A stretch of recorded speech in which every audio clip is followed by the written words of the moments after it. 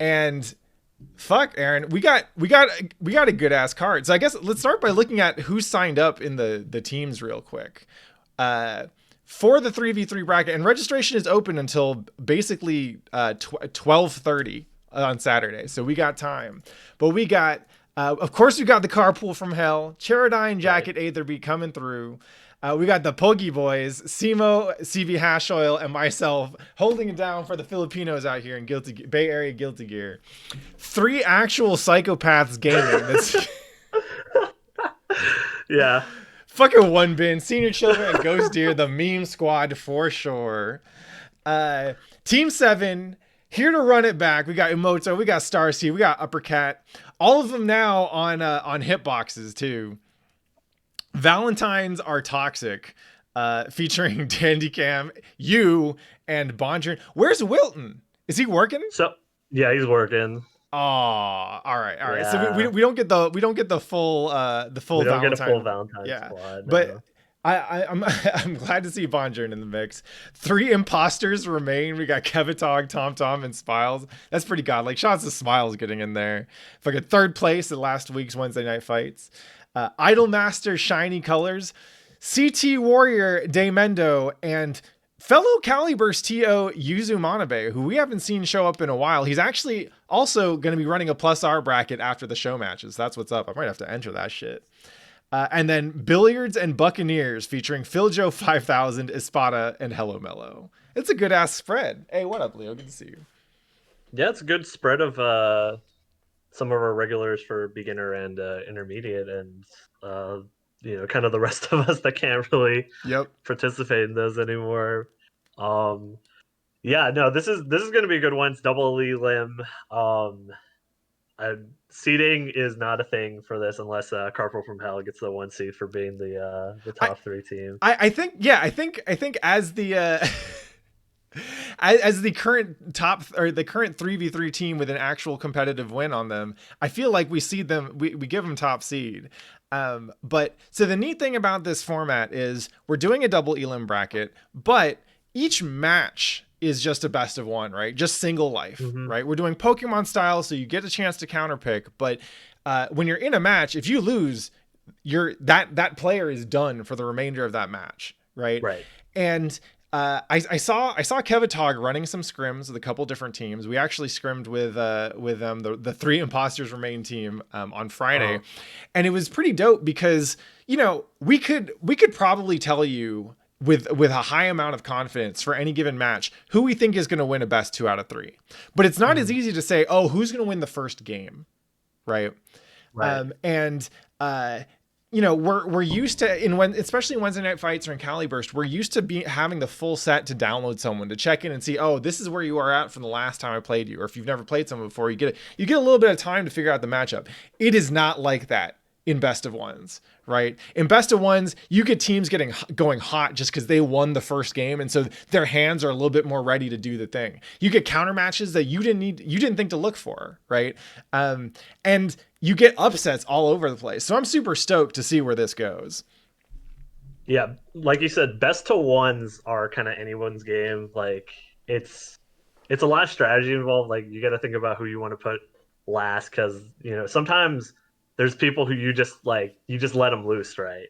So I'm going first, and you got to set the tone, and then you got who's the second person going to be, right? They gotta reset the tone, and the last person is usually just like, okay, they're the anchor, right? They're going to hold this down for the entire team. They usually have the most composure, right? Yep. So it'll be really cool to see how that goes, and a lot of it comes down to not just like the player matchup, but the character matchups, right? Like. You really want to fight a Leo in a best of 1? You really want to fight a Slayer in a best of 1? A Biken in a best of 1? You're like, oh, why did he a zombie there? It doesn't matter, I'm dead, right? Yep. So it's gonna be real crazy. I'm excited. We're gonna see a lot of interesting team comps, and I think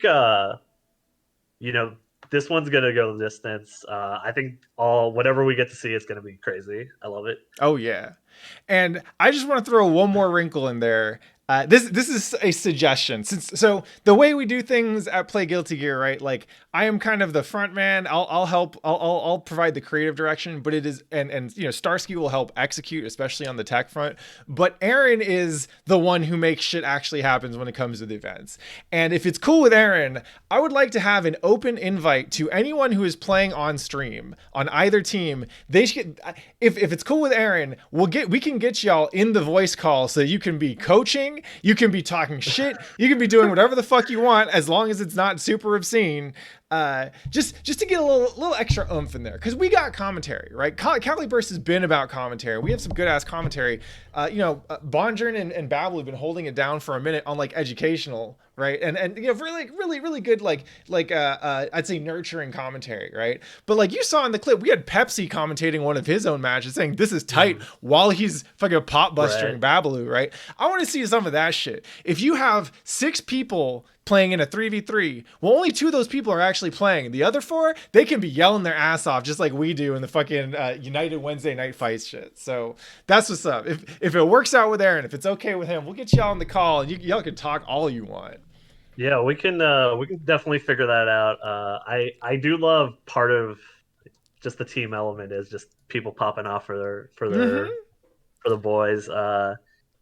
Because that was the thing I missed at Anime Ascension. I showed up like late, but I heard there was a lot of like in the BB tag especially. There's a lot of pop offs for their boys. Yeah, what you like to see, and that's what I hope we can kind of recreate for this. That's what's up. Exactly. As Simo's saying, you got to replicate the feeling of everyone yelling behind you as you play. That's it exactly. And that's one of the things that like when we miss locals. We all miss locals, right? And whenever we're doing this shit, whenever we're doing the net play tournaments, we're doing our best to bring back as much of that local flavor as we can. So if it means we're gonna get some jerks yelling in a mic while their homies are playing, that's what the fuck is up. We're gonna do that shit. All right. Now to the card. Let's start with Babalu and Tom Tom. Oh yes, this one's a good one. So we looked into this. Starsky, of course, has the app that shows the records, but I believe he said that this is either dead even or slight Tom Tom favored. Yep. And it was specifically that Tom Tom has won every single one since so he's won like 4 straight or 5 straight to either take the edge or tie it up. So it'll be really interesting to see how Babalu readjusts. Of course, Babalu coming off of that win over Popering. Over Popering, that's fucking huge, right? Like, yeah. I was super hyped, like going back and looking at some of the highlights that led up to this match because, if we go back and look from the beginning of the record, I would expect Babalu to be winning this more often than not, right? He's been around longer, he's been playing longer, he's just been playing fighting games longer as far as I can tell, right? And like, I've lost to Tom Tom in bracket before. I know he's a strong player. I know how that goes, but in the back of my head, I still think of him as like, oh, he just graduated beginner bracket not too long ago, right? Even though he's out of intermediate now. Right. Tom Tom has not stopped getting better, right? Every time you play him, he's a little bit stronger. He's a little bit smarter. He's making better decisions. He's got his shit on just a little bit tighter, right?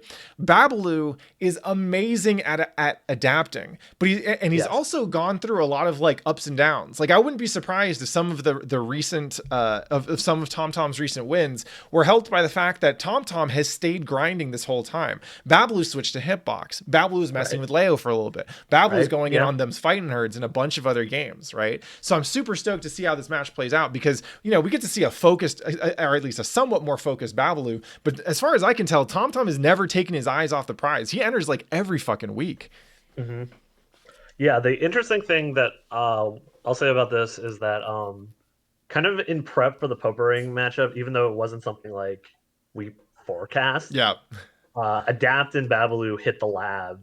They hit the film room as a sports fans would know, and that really helped with the Popering matchup. So it'll be interesting to see what Tom Tom can bring to the table, kind of to throw him off. Yeah, and again, I think this is how many matches. This is what Tom Tom's second or third exhibition set. I'm gonna look through. I'm gonna pull up the results real quick. So he played Simo and he played.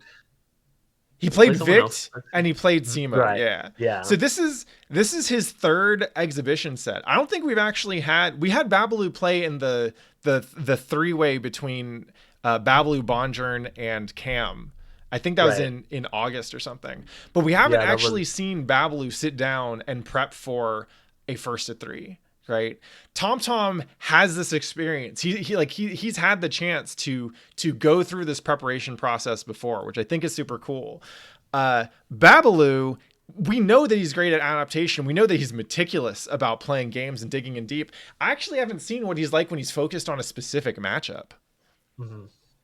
Yeah, so I think like Babalu's definitely one of those guys that like he hits the books and the next time you see him it feels like wow, like I just got blitzed, right? Like Yep. he looked into exactly what the other person was doing, what he could do in that situation, kind of mitigated. And it's only gonna get like stronger by having other people. So I'm really curious to see how Tom Tom kind of approaches it because there's no shortage of footage of either of these players, right? That's Yeah. kind of the key about this matchup is that both of them have, they're on the stream all the time. They're always, grinding games, and you can see like that, but then I feel like there's always like when we're prepping for one of these, there's always that thing is like, oh, I learned this thing, I'm not going to tell anybody, right? Or I'm Yep. going to tell a select few people, and I'm gonna bring it like for the matchup. So that's what I'm hoping to see because because Leo Raven on paper,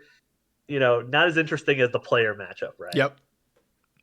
So this one like we said, it's the battle of the grinders. This is gonna be I think this one's gonna go 3-2, and I wouldn't make a wager on Ooh. who I think it's gonna go just yet. Yeah. Um, No, I would have a hard time betting on this one too. How about Dare versus TS? So you will know way more about these two players than I do. yeah, I got to watch some of their match at Tag and Battle. And by the way, shout outs to Tag and Battle. That was some of their footage that we were using in the trailer. Been holding it down for the Sacktown anime community for a long ass time. Still doing it actually because they're still running net play locals for was it BB Tag and Grand what else? Blue, Sub CF, Yeah. DFCI, was the other one? Mab. They're holding it down for Mm-hmm. the kind of the lesser played games in Yeah, they got NorCal. their niches covered, right? So Exactly. we got Dare, his Right. Sacktown Potemkin. Mhm. I can't imagine that anyone who plays in Sacramento is not used to playing him. Just because whenever I showed up at locals around there, he was always there, right? Yeah. And he has played a Caliburst set before. I think it was in the first card we had him playing Nuclear Papaya, which is Correct. I have to imagine that's a tough matchup for Potemkin. It is. Playing into Nuclear Swords. Papaya's Ramlethal, yeah. Yeah. The swords, Sword the play. meter gain, all that stuff. Despite that, like Dare still took a game and was looking pretty good at taking two, right? Yeah. So the funny thing about that is actually it's usually the other way around. Nuclear Papaya kind of had a lot of trouble fighting Dare. Actually, Walton and Bondren had a lot of trouble finding Dare for a while. Oh, Because interesting. Dare, so like we're kind of in the second almost like or third resurgence of like Exert kind of like when I first started playing Exert, there was like an army of pots. Like there's so many Potemkins. Like you needed to know that matchup because you had Smiles, Pepsi, and Dare, right? They were like big three pots, and you had a few other pots. And the difficulty was all three of them kind of play a little differently. So like when Mm-hmm. we watch Smiles play, he definitely likes to like he's reads based. Like he wants to predict what you're gonna do. He's reading Yeah. you as a person, right? Pepsi is just really good at like adapting to your habits, like he's reacting. Like if he doesn't know how you play, he can react to something you do because he knows what the answer to that thing is, right? Mm-hmm. So that's what makes fighting Pepsi really hard. And then with Dare, it's kind of just he's really good at just like sitting through storms of offense, right? Yup. Like he is always waiting to react to his moment. So like that's what made him like a really good undernight player, right? He's like perfect that one moment he's just gonna take his turn back, right? You just left that one little window and he takes it back and it makes it feel like you just can't open a pot, like you just can't, like what are you doing, like right, you're beating yourself. And that's just really what makes Dare a really strong competitor. I think it's just like really difficult to mix him up. It's really difficult to like force him into a pace that he's uncomfortable with because like Potemkin can't like scramble, right? He doesn't move very fast. Yep. And he just sits there like he's like, okay, I'll block that cross up. Okay, I'll block this. And it's like, okay, here's the opening. I'm going to hit you, knock you down, and now it's my turn, right? And that's what makes fighting there so difficult, and that's what makes him one of our best players in NorCal for sure. I remember, I think my favorite set against Dare was at it was probably at Dogfight a year or two ago, and Uh, uh, I try to chip him out from wall cling, oh chucking yeah, daggers, yeah, and he jumps at me. He instant blocks, double jumps, instant blocks the next one, double jumps again because instant blocking in the air will reset some right, of your yeah, air options. And eventually, I managed to chip him out, but I was terrified just seeing this yeah, Potemkin slowly get closer and closer to me while I'm like hanging off on the fucking wall. And I just that moment was like burned in my memory. It's like, oh man, this guy's got guts, man. Yeah, Strobes yeah. remembers that shit. That's what's up. That's probably the first time I've been straight booed by everyone for how I won a ride. But look, Yeah, when that Potemkin's down there, like you do what you got to do to survive, yeah, right? yeah. No, I So, remember. I think I was commentating that. I called you a bully and started booing. man, your ass. All right, TS Yeah, is a biking player. I'm hmm guessing Sacktown's best biking. I don't know how many bikins y'all yeah. got out there. So, there were like two Vikings in SAC. This TS, also known as Trice, is like, he's like, so if you ever talk to Adapt in Sacramento, he's got like the dossiers, right? He's like, yo, Hmm. like you don't know about SAC's insert character here, man. Like that's how we learned about Giuliano. That's how we learned about Quit Rage. Um, so TS was like the bike in that we'd see a couple times. Like he only went to a couple tag-ins, but he's I talked to him a little bit. He's like a third strike player, so biking kind of fit really well because people talk about third strike players, it's Yep. parries and all this stuff, right? But like Third you strike can't just players parry love everything. biking, especially third strike Ken Exactly. players. Uh so like so we played a little bit, and the thing I really noticed, because I played him in that the tournament we got footage for, he got third. He beat Dare, he beat Quit, and I played him, he beat me too. And I remember the thing that I just like was really difficult to deal with is he's just really good at abusing like Viking's best options. He's really good at like I feel like the layer one of Viking is really like the Azamis and the Suzerains. Hmm. He's in that clip right before he hits with the bazooka. I rewatched it. He did Yozansen three times in Yep. the air to stop himself from hitting the ground, and then the third one hit a dab, pushed him back far enough, and he hit him with a rocket to kill him. And he's just really good about doing that. Like, and he's super aggressive. Like people like to say, like senior children's really aggressive. He's even more aggressive than that. Like you, the run of Gold Burst, the just like the constant Yozansons. Like he's really just extremely aggro. You don't expect that from Vikings. A lot of Vikings will just like kind of like a zombie on your like on her neck frames and all that stuff. But like Yep. you don't really see it that often, and you don't really see him abuse a zombie that much, which makes it really difficult when he does a zombie finally because you weren't expecting it. That's definitely something that's like uh especially seeing like third strike players, people who come from other fighting games, I think in general Right. into Guilty Gear, but especially with third strike players, they have a really good sense of momentum. And Mm-hmm. like Guilty Gear will give you a lot of information to tell you, oh, this is kind of the optimal play at the optimal range, or blah blah blah blah blah, right? This is how you maximize your reward, you minimize your risk. And I think in general, like that's a solid way to start learning Guilty Gear and to play Guilty Gear. But then you run into folks who come from other things and just they start on like a different level or a different wavelength, and it makes it really hard to play against them at first because you just realize that they're not playing the game the way that you're used to seeing people play the game. Right. Biking players do that, but third strike players especially do that. So I'm super stoked to watch this matchup. Mm-hmm. How do you think this matchup plays out with characters? Because I know biking players usually don't Uh, like Potemkin. yeah, characters. I gotta say it's solidly pot favorite. Like Azami is almost a non-factor, right? Because you can just react pot buster. Mm-hmm. Like her normal get in options are non-factors. Suzerain, the rocket, you can flick the rocket. It's really just tough for Biken to do enough damage to kill pot also. So it's really just that matchup is hard. I think like I remember I think it was like Frosty Wukash was like playing a sub sim because he didn't want to deal with this pot player. Um, but it's just like I think this one is going to be another one where it's the player matchup for sure. Because I remember I was surprised that Trice had run through all of it. Because like the last time I saw before that was Trice beat Bonjard, which I was a little surprised about. Mm-hmm. He sent him to losers, and then Bonjard got the run back. But I remember also just rewatching it is just how clutch Trice was. Just like those moments where it was like, okay, I have the meter right. They're gonna do something. I'm just gonna blow through with the invincibility of the super just to close the distance, right? Like he did that against Quit. He did that to finish off Dare. It was really like just those clutch moments of just like um just narrowly taking it away, which is like everything in Guilty Gear, right? It's so easy to just steal from somebody at Yep. the end, right? And So that's especially what I was especially impressed by. Biken, right? She's never Oh, out of it. absolutely. Yeah, absolutely. And one other thing, just to hype him up a little bit, but I remember Bondren credited Trice for helping him with the Viking matchup prior to Evo, and that's Ooh, how he got out of pools at Evo. yo.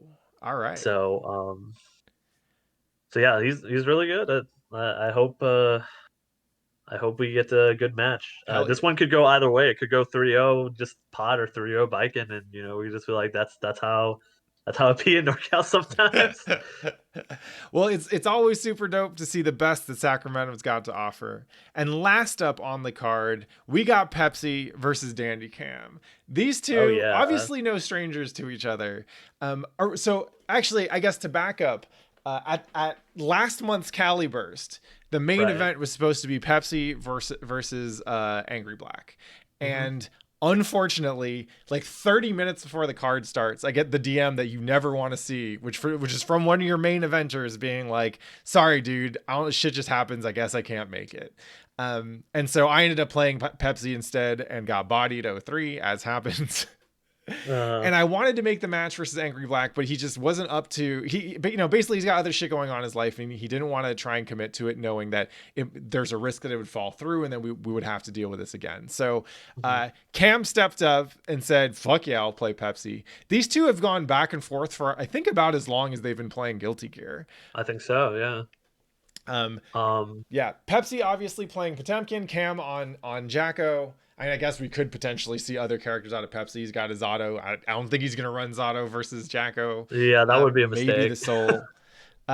But these two are obviously always super fun to watch, and the matchup itself can get pretty hairy pretty quick, right? Yeah. Uh, Cam, if Jacko gets the space to really start setting up the houses, getting the homies going, it can be pretty tough. It's tough for anyone to move, but especially Potemkin, right? Yeah.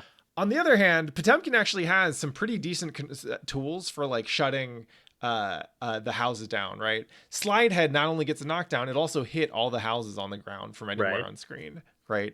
And I don't know quite how effective Hammerfall is, but a lot of Jacko's ranged attacks are one button, right? So Cam probably can't poke as easily with like the 3H or maybe even the 6H or a far S as aggressively as he likes to in most of his other matchups. Right. Also, like picking up the house to throw is usually pretty common Jacko strategy, and like basically negates that and then some. I think what Pepsi is really good about when I've watched him play Cam is he's really good at mitigating the um, kind of the stage between level 2 and level 3. He Mm-hmm. can get out of that quite easily.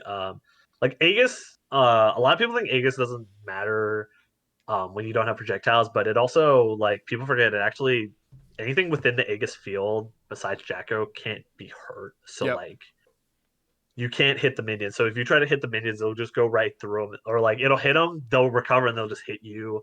The houses don't take any damage. That's one thing. So like that's one thing to keep in mind. But like Pepsi's still good at really like just like moving, just navigating through all of that, getting like one pot buster, and then just like running his game plan from there. That's kind of why this matchup is so momentum heavy. But it's Yep. really like Jacko's trying to build the momentum, like he's trying to push like the boulder right over the hill, and then Pot's just on the other side, just like giant hand, just like no, like you can't do that. So it's really going to be interesting. What like another thing is like if Pot has meter, like Pepsi's always shown that he knows exactly when to heavily pop us, right? Like so Mm-hmm. Cam can't like dive. He can't like jump D right with the projectiles to kind of get away. Those are typical like Jacko tricks that kind of make things difficult for some opponents. Yep. So and this one is yeah, it's kind of a seesaw. I remember there's times that Cam just runs Pepsi over. There's times where Cam gets like a really good lead and Pepsi just finds something and it's just like he just wins. Sometimes Pepsi runs Cam over. You know, it's really But tough, and especially like you said, there's always the option that Pepsi could play a different character. He could play like um, Soul. I don't know if he wants to mess with Axel. That seems kind of. I'm not gonna say it's everyone got a dishonest, pocket but axle these days. yeah, exactly the right. the You gotta character deal. or the player matchup here is really interesting too, because like uh Pepsi can get in his head a little bit. Like when his mental game is on, he is unflappable, he's reacting to everything, and he feels like a wall, right? Uh-huh. But if you start to break that down a little bit, if you start to push him in situations he's not used to pushing, if you start getting him to focus on the wrong thing, it can kind Right. of snowball a little bit, and he can kind of go Yes. on tilt. Cam, I think of as a little bit more resilient a player, and also this is colored by the matchups that I play. Right, like Right. playing Chip into Potemkin feels a lot like playing Jacko into Chip. Um, Mhm. but what I've noticed with Cam is that he can definitely grind people down. Right, he plays Mhm. more patiently than most people do. Right, Yes. he will take every opportunity to test you and see like if you're kind of if your frustration or if your patience has been pushed to the limit. Right. Right. Exactly. But Like. if things start going badly for him, he can also occasionally have like a spiral situation. And most of the time that these two have played, I would imagine it's in first to twos. It's not yet in first to threes. So I don't know if these players have had much of a chance to see how they do when they go a little bit deeper in a set. Mhm. Yeah. So definitely like it's it'll be interesting because yeah, I don't think I've seen a first to three. First to twos can sometimes just be it's a 2-0, but like first to three, sometimes it'll be a quick 2-0, and then all of a sudden the other person runs it back, Yeah. right? So that's really the adaptation we're talking about. And the other thing is just like you're right, like Cam's really good at just like waiting out. Like it kind of comes with being a Jacko player, right? Like you have to block, and both of these characters, it's the same, right? You have to block. Like if you're not good at blocking, you're not going to do well with either of these characters, right? Because they don't Mm-hmm. have a lot of privilege to them. But Cam's really good at just like weathering that storm, waiting for the minion to hit. The second the minion hits, it's like party time, right? And with Pepsi, it's kind of similarly where it's like if you just get frustrated trying to open up Pont, he always like the second you do something, he can either flick, he can IB, he can do whatever. He's in there, right? Yep. So it'll be interesting to see. Like, yeah, it is kind of almost like a battle of like willpower in a sense, not just like in the character matchup and the player matchup to see Oh, like who can absolutely. just get the other one to crack a little bit, who can get the other one to make enough mistakes to take it home, right? Hell yeah. So that's what's up. We got a sig ass card lined up for you. Remember, the open bracket or the 3v3 team tournament is still open as long as you're playing in NorCal on PC on a wired connection. So go and hit that sign up sheet. It's in the YouTube link. I think Raul probably got a link on this too. Actually, I have a link on it. I'll just drop it real quick. If you're looking for a team member, go ahead and just add yourself in the bottom section where we got Ronins looking for homies, right? The main bracket will start at 1. The show matches will start afterwards. I'm guessing probably around 3 p.m., but we'll see how long it takes. And then afterwards, the homie Yuzumanabe, fellow Caliburst TO, been out of the action for a minute, is planning on running a plus R bracket. He'll be getting that available on Smash GG, so we'll get those links out as soon as they're ready. But that's what's up. Aaron, you got anything else you want to add? This is gonna be exciting. Also, as everyone knows, plus our rollback, that's pretty cool. Yeah. But in the meantime, we got some Exert also, on Saturday. So it's a great time to play Guilty Gear, right? It really is. We got all the Guilty Gear you can want, baby. We got plus R rollback. We got Exert Rev 2 with the local set. That's what's up. Thank you so much for joining us, Aaron. Always Yeah, a pleasure. absolutely. Peace out, homie. Always a pleasure. See you Wednesday. Bye. Yeah, peace. All right, we in there, y'all. Thank you. I have a lot of if you couldn't tell, Brought to I have a you lot by of fun cutting these trailers together, setting up the promos, all that kind of stuff. I'm so glad that I get to